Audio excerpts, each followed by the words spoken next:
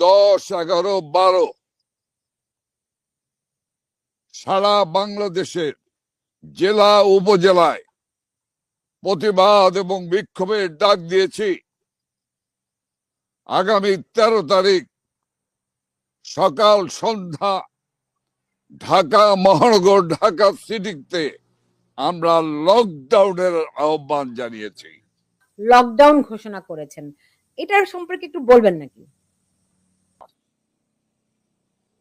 যার উন্নয়নের ছোঁয়ায় সারা বাংলাদেশ নতুন করে সেজেছে, তার বিরুদ্ধে মিথ্যা বানোয়াট ভিত্তিহীন উদ্দেশ্য প্রণোদিত ভাবে তার বিরুদ্ধে অবৈধ সরকারের একটি অবৈধ আইসিটি আদালত একটি মামলার নাটক মঞ্চস্থ করে আগামী 13 তারিখ মামলার দিন ধার্য করেছে চূড়ান্ত, এবং ওই দিন মামলার রায়ের তারিখ ঘোষণা করবে। তার মানে কি, 85% মানুষের হৃদয়ের মণিকোঠায় যিনি, সেই তাকে অন্যায়ভাবে একটি অবৈধ সরকারের অবৈধ আইসিটি আদালত কোন রায় দিয়ে সেই রায় চাপিয়ে দেবে, বাংলার জনগণ মানবে না। আমরা বিশ্বাস করি এই কর্মসূচির তোরে এর পরও যদি চৈতন্য উদয় না হয়, আমরা বলে দিচ্ছি ইউনূস সাহেব এর চেয়ে বড় কোনো পরিস্থিতির মোকাবেলার জন্য আপনাকে প্রস্তুত থাকতে হবে। মনে রাখতে হবে, এই দলকে কেউ ধ্বংস করতে পারে নাই, নিশ্চিহ্ন করতে পারে নাই। আমাদের নেত্রী শেখ হাসিনাকে হত্যা করার জন্য 21 বার চেষ্টা করা হয়েছে। সর্বশেষ 2004 সনে যুদ্ধে ব্যবহৃত আর্জেস গ্রেনেড ব্যবহার করে তাকে হত্যার চেষ্টা করা হয়েছিল, কিন্তু রাখে আল্লাহ মারেকে তাকে হত্যা করা যায়নি, তাকে জনগণ থেকে সরিয়ে দেওয়া যায়নি। 2004 সালের 24 আগস্ট এই ফ্যাসিস্ট ইউনূসের নেতৃত্বে, এই জঙ্গি ইউনূসের নেতৃত্বে যে মেডিকুলার ডিজাইন হয়েছিল, আন্তর্জাতিক সাম্রাজ্যবাদের চক্রান্তের সঙ্গে সামিল হয়ে সেই আন্তর্জাতিক আদালত সেই মামলায় 13 তারিখ রায় ঘোষণা করবে। যে দলকে আইয়ুব খান ধ্বংস করতে পারেনি, যে দলকে জেনারেল ইয়াহিয়া খান নিশ্চিহ্ন করতে পারেনি, যে দলকে জিয়াউর রহমান জেনারেল এরশাদ ধ্বংস করতে পারেনি, যে দলকে 24-এর 5ই আগস্ট সে মাননীয় প্রধানমন্ত্রী শেখ হাসিনা এবং তার ছোট বোন শেখ রেহানাকে হত্যার চূড়ান্ত আঘাত করেছিল, সেখান থেকেও আল্লাহ তাআলা রাব্বুল আলামিন তাদেরকে রক্ষা করেছে।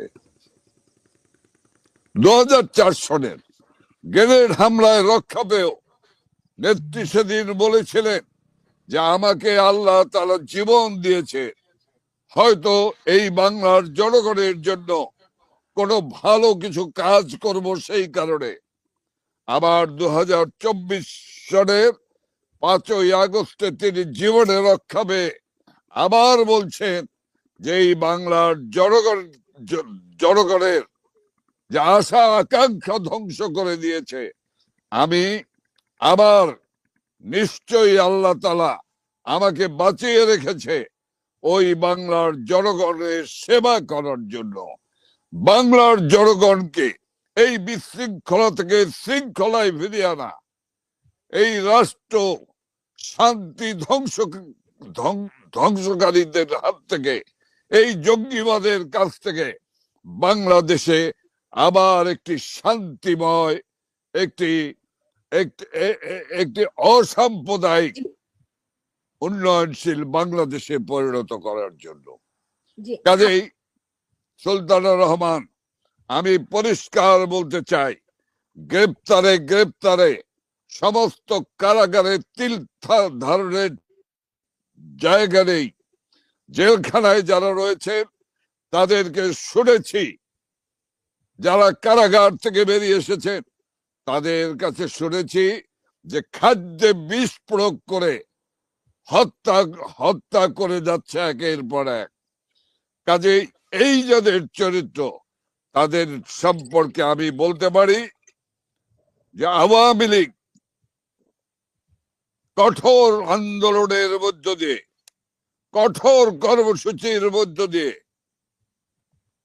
এই লকডাউন, ঢাকা সিটি এবং সারা বাংলাদেশের জেলা উপজেলায় বিক্ষোভ, এর পরে আসবে অনেক বড় কর্মসূচি। সেই কর্মসূচির কারণ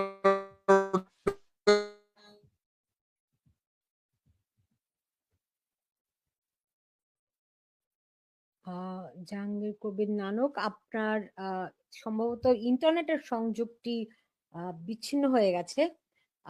অনেক দর্শক অনেক প্রশ্ন রেখেছেন।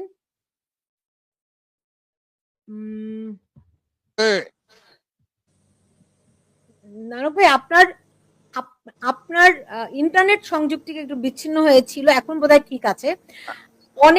এখন ঠিক আছে? হ্যাঁ, এখন ঠিক আছে।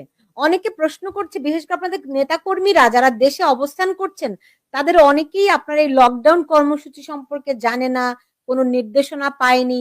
আবার 10, 11, 12 নেটওয়ার্কের ডিস্টার্বের কারণে আসলে প্রশ্নটা বুঝতে পারেনি। এখন প্রশ্ন শুনতে পাচ্ছেন? এখন বলেন। জি, আপনি কি এখন আমার কথা শুনতে পান? আমি শুনতে পাচ্ছি। জি জি, আমার প্রশ্ন হচ্ছে যে 13 তারিখে যে লকডাউন, অনেক কর্মীরা এখানে মন্তব্য করছেন তারা এর সম্পর্কে এখনো কোনো নির্দেশনা পায়নি। তার উপরে আপনি বললেন 10, 11, 12 3 দিন বিক্ষোভ কর্মসূচি রয়েছে পুরো দেশ, সারা দেশের জেলা উপজেলায়।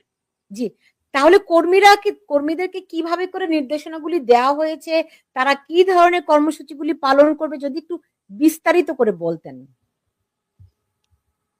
দেখেন, আসলে আমি গতকালকেও একটি মিডিয়ার সাথে কথা বলেছি, সেটি ভাইরাল হয়েছে।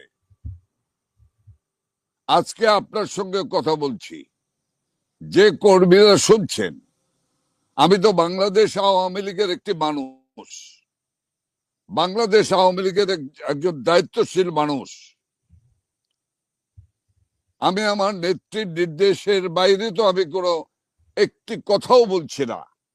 কাজেই যারা আমার এই আপনার এই অনুষ্ঠান শুনছেন, তাদেরকে মনে রাখতে হবে এটাই হলো নির্দেশনা, এই নির্দেশনার উপরে প্রস্তুত থাকতে হবে। কাজেই আজকেও নেত্রীর 63 নম্বর জেল হত্যা দিবসে বাংলাদেশ আওয়ামী লীগের পেজে, বিডিএল পেজে পরিষ্কার বলেছেন কর্মসূচিগুলি সফল করতে হবে, রাস্তায় নামতে হবে, যার যা কিছু আছে তাই নিয়ে ঝাঁপিয়ে পড়তে হবে। আর কি নির্দেশনা? জি, ধরেন আপনার একদিকে পুলিশ তাদেরকে ধরপাকড় করছে, সেনাবাহিনীও খুব মারমুখ হয়ে আছে, সবকিছু মিলিয়ে তারা তো এক ধরনের নিরাপত্তাহীনতায় ভুগছে। দেখুন, আসলে তো এই ধরনের পরিস্থিতি আওয়ামী লীগ এই প্রথম মোকাবেলা করছে না। আওয়ামী লীগ বহুভাবে মোকাবেলা করেছে। আপনাকে মনে রাখতে হবে, কোন দুর্বল চিত্তের মানুষ কিন্তু বিষয়গুলি বুঝবে না। একটি রাজনৈতিক যুদ্ধ কিন্তু চলছে, একটি আদর্শিক যুদ্ধ কিন্তু চলছে। বাংলাদেশ আওয়ামী লীগ একটি আদর্শিক রাজনৈতিক দল, সেই আদর্শিক যুদ্ধ চলছে। সেই যুদ্ধটা কি? সেই যুদ্ধটা হলো মুক্তিযুদ্ধের সপক্ষে একটি পক্ষ, আর একটি হলো মুক্তিযুদ্ধ বিরোধী শক্তি আর একটা পক্ষ।